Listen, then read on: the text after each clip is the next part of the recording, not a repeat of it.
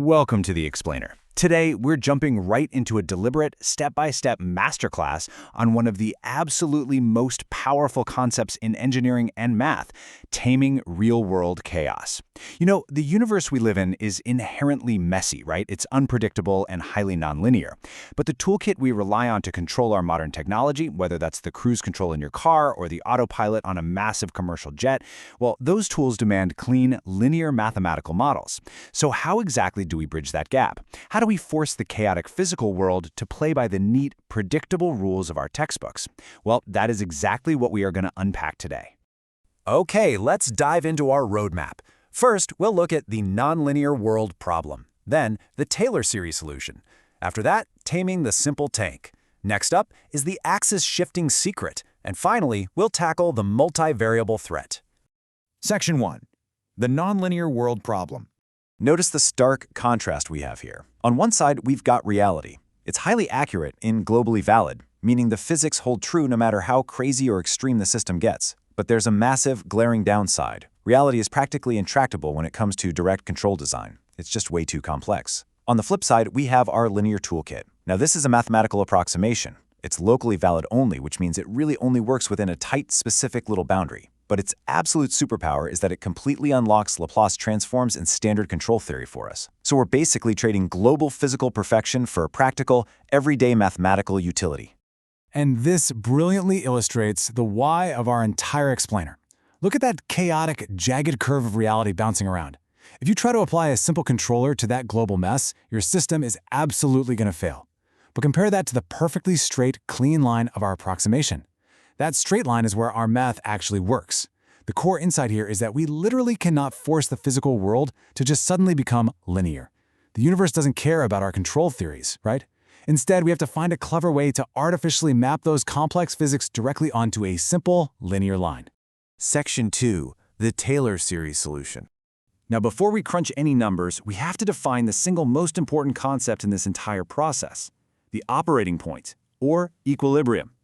I want to be incredibly clear here. When an engineer looks at a massive, complex system, they do not try to solve the math for every possible state that system could ever conceivably be in. Honestly, that's just a waste of time. Instead, they find the specific, small mathematical window where the system is supposed to sit at rest, where it normally operates day to day. We really only care about modeling the system in the immediate, localized neighborhood of that one specific point. Think about it like looking through a magnifying glass. If you look at the system as a whole, it's distinctly curved.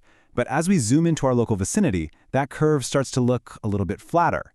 And finally, when we zoom directly into our operating point, the curved line of reality and our straight approximation line become virtually indistinguishable. It's pretty wild. Any curve, literally no matter how chaotic, looks like a straight line if you just zoom in closely enough. That right there is the magic of the operating point. So what the Taylor series does is essentially weaponize that zooming effect. The equation starts with the exact value at our equilibrium, our constant base. Then we calculate the first derivative, which is the linear slope. That's the straight line we just saw in the magnifying glass. After that, though, the equation spits out a bunch of highly complex, squared and cubed, higher-order error terms. But here's the trick. Because we are zoomed in so incredibly closely, those higher-order error terms become infinitely small. So what do? We ruthlessly discard them.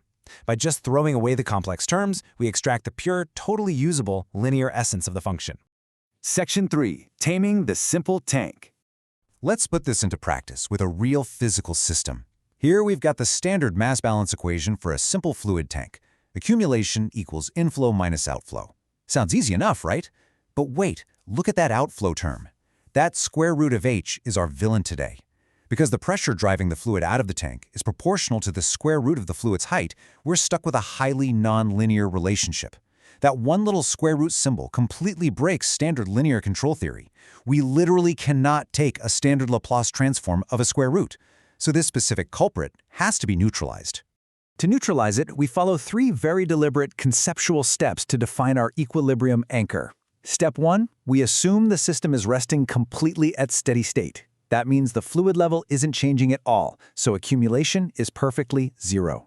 Step 2, for that to even be possible, the volumetric inflow must strictly equal the volumetric outflow. Step 3, By applying those two truths, we can derive a static steady-state equation. We are essentially freezing this chaotic system in time before we throw the heavy math at it. Let's map those exact 3 steps directly onto our equations here. Because accumulation is 0, the left side of our equation just vanishes. Our inflow is now frozen at our steady-state value, and our fluid height is frozen at a static anchor point. Let's call it HS. Our resulting equation is suddenly super simple. Inflow minus our outflow term equals 0. Boom! We have successfully found our static anchor point. The system at rest is now perfectly mathematically defined. Okay, let's see how this builds back into our dynamic model. We have our nonlinear culprit, the square root term, but now we execute the first-order Taylor expansion on it. We calculate the slope, we discard all the mathematical garbage, and we replace that nonlinear function with a purely linear algebraic substitute. Now look closely at the result. We take that new clean substitute and drop it straight back into our original dynamic equation. The square root of our dynamic variable h is completely gone, replaced by a linear h. We have successfully linearized the physical dynamics. Section 4. The axis shifting secret. So while we fixed the curve, we actually inadvertently created a new mathematical roadblock. Let me methodically walk you through this. We have our newly linearized dynamic equation, which is great. But if you look closely, it is absolutely cluttered with constant terms, specifically our steady-state constants. If you try to run this messy equation through a Laplace transform, these constant offsets are going to generate completely unmanageable initial condition errors. Our mathematical origin is basically sitting off-center. So to fix this, we bring back our frozen steady-state equation, which conveniently equals 0, and we subtract it straight down from our dynamic equation. And this leads us to a massive aha moment in control engineering. We introduce something called deviation variables. Rather than tracking the absolute height of the water from the very bottom of the tank, which carries all that clutter, we completely shift our perspective. We are only going to track how much the water deviates away from our frozen steady-state anchor point. So the crucial point here is how we literally shift our perspective visually. Normally, our operating point is floating somewhere out in space, but by defining our new variables as the difference between the current state and the steady state, we are quite literally grabbing those axes and dragging them so that our operating point becomes the dead center of the universe. It becomes the new 0-0 origin. By redefining 0 to be our normal resting state, we magically wipe away all of that steady state clutter. I mean, if the tank is resting normally, its deviation value is just 0. Let's just pause for a second and admire the final result of this process. What started as a messy, nonlinear, mathematically intractable physical reality has been completely stripped down to this: a beautifully clean, linear differential equation. All those constants derived from our operating point are neatly packaged up together, and our dynamic variables are pure linear deviation variables. This equation right here is flawlessly formatted for Laplace transforms and high-level control theory analysis. It's honestly kind of a work of art. Section 5. The multivariable threat. All right, time to raise the stakes to boss level. Take a look at this conical tank. Unlike our simple straight-walled cylinder, the cross-sectional area of this cone changes dramatically depending on exactly how high the fluid is.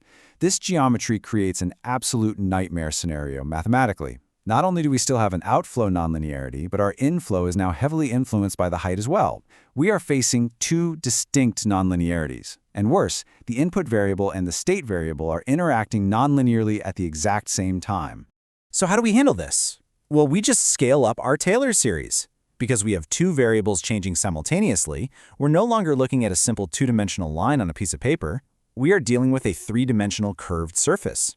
Therefore, our Taylor series must expand. We calculate partial derivatives across both dimensions. Instead of trying to find a simple straight line, our math is now building a flat, 2D linear tangent plane hovering perfectly over our operating point on that 3D curve. Now, don't let the dense algebra here scare you off. Keep your momentum going, because I promise you, the exact same logic we just learned still perfectly applies. We define our deviation variables to shift our axes to 0, we drop in those expanded 2D partial derivative approximations we just calculated, and then we combine everything and mathematically slash away the steady-state offsets. The mechanism never actually changes. We substitute the messy curve for the flat plane, and we canceled the clutter. And just like that, the dense, terrifying, conical tank equation collapses into this beautifully elegant abstraction. The chaotic, physical reality of interacting fluids and changing geometries has been completely tamed into universally understood constants, the time constant tau and the system gain k. The complex, nonlinear physics of the cone are now just simple, predictable numbers sitting inside a standard, first-order linear system. Which really leaves us with a fascinating, provocative thought.